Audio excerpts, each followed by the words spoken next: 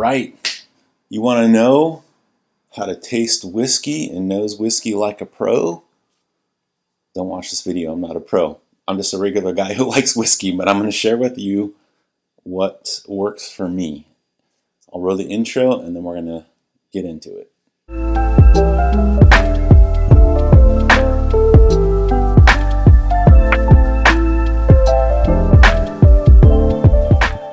And the reason why I decided to make this video now, I saw a friend came to visit I hadn't seen for a while, Greg, and he's been sipping whiskey longer than I have. Usually he likes scotch, single malts.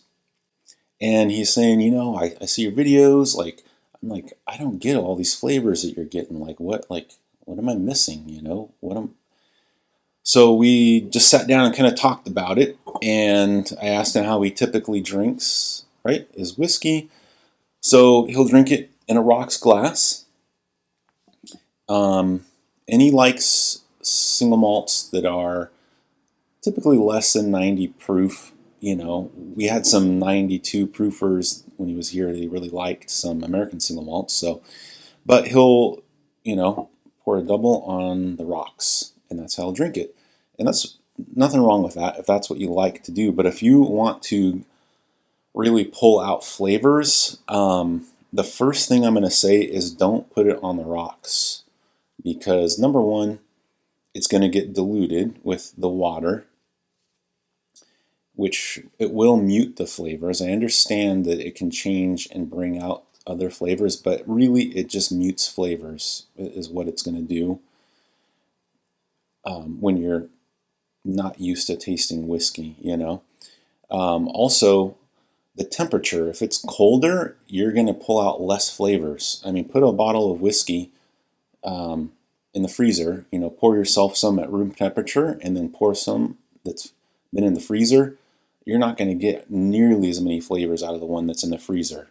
That's, I think, why a lot of times people put cheap whiskey in there, because they just don't taste it, So you want it to be at room temperature, at least. That's what I'm going to say. Don't put it on ice. Also, brush your teeth and your tongue beforehand. It makes a big difference, because whatever you ate or drank before is absolutely going to affect the flavor and your experience of what you're drinking. Like what I have here right now is Eagle Rare, but it's not just an Eagle Rare. This is some Eagle Rare that I've put in my homemade mini barrels, and it's been in big double oaked, I'm going to call it, for about 6 weeks. I'm leaving it in there longer, but so the glass you use is going to make a difference, especially like the lower the proof. If you use a glass like a Glencairn, what you're going to be able to do, you're going to get more off the aroma. People call the nose, so what you smell. And you're going to get more of that from a Glencairn than you are on a big wide open glass like a rocks glass. So now all of your senses contribute to your experience, As we all know, our sense of smell is part of our sense of taste, really. So if you're not smelling the whiskey as much, you're not going to get as much off the flavor.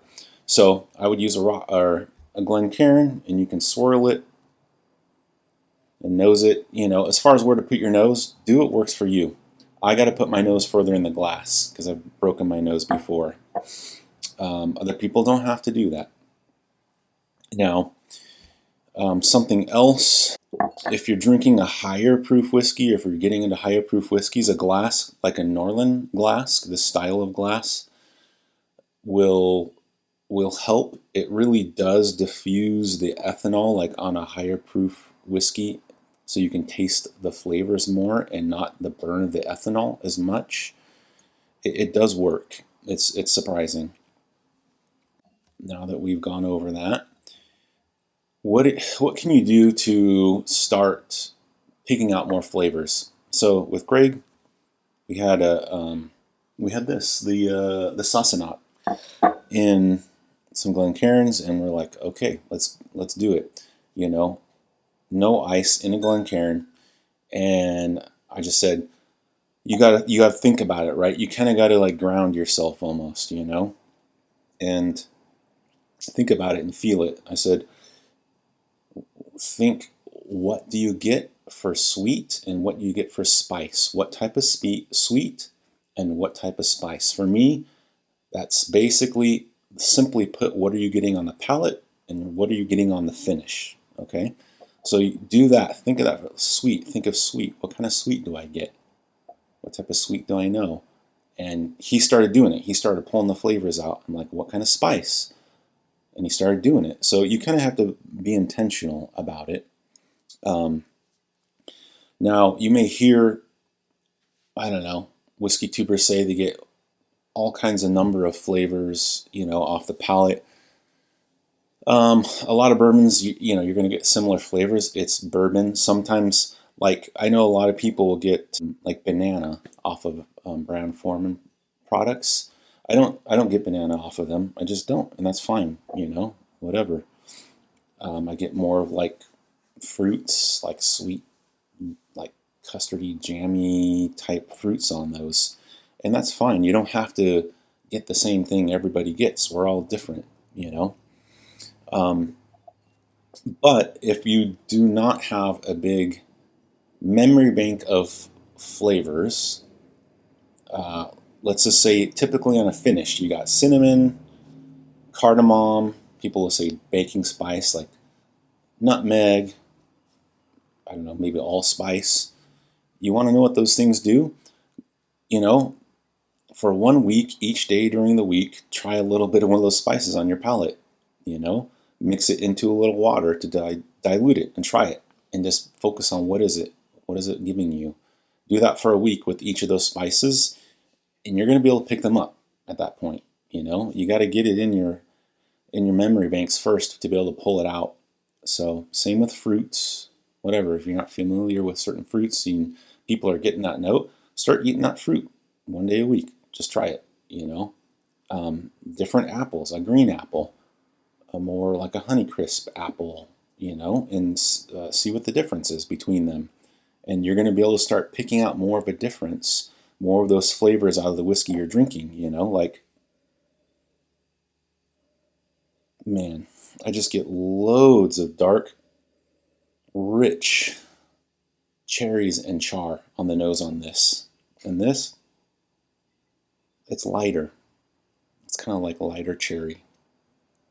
It's the same exact whiskey. It's double oaked Eagle Rare 10-year.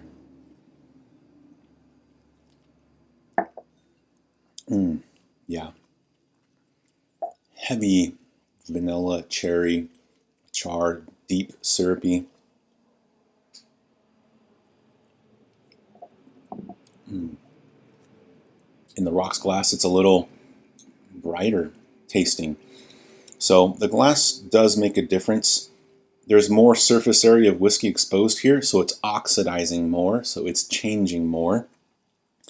There's less surface area of whiskey here, less air affecting it. It's oxidizing slower. It will taste different. It's just the way it is. Now, those are just like, I don't know, my basic tips. It's not, I don't know, it's not really difficult. You just kind of break it down. What I'm going to do, I'm going to go a little bit deeper now. So we're going to move past like flavors. A lot of times for Chanel and I, a really good whiskey will take us to an experience, a memory, a feeling, right? And I think those are whiskeys that we really enjoy, you know, when it can take us somewhere instead of just tasting different flavors. And so how do you do that? Well, you got to be grounded. Like you got to not have distractions. You know, I like to sit outside in the backyard, just sit there with nothing. You know, I'm not listening to music. I'm not watching anything. Nothing like that. I'm just sitting with the whiskey and I'm just going into my thoughts. You know, if you're not used to doing that, I don't know. If you're the kind of person that's like drinking whiskey to self-medicate, I'm just going to say that's not healthy. You're probably trying to keep something buried that's painful or something that you're you want to feel good because it's so hard to keep this thing buried, maybe get some help. But if you can just sit outside, feel the wind on your face, the sun on your face, the ground on your feet, you know, the smells of the flowers, whatever, just get into yourself and just see what you're feeling, where you're feeling it in your body, and start sipping some whiskey. And just sit with it in your on your tongue. Let it roll around your tongue. You know, sip it down. Where does it take you? What is it reminding you of? Where are you feeling it?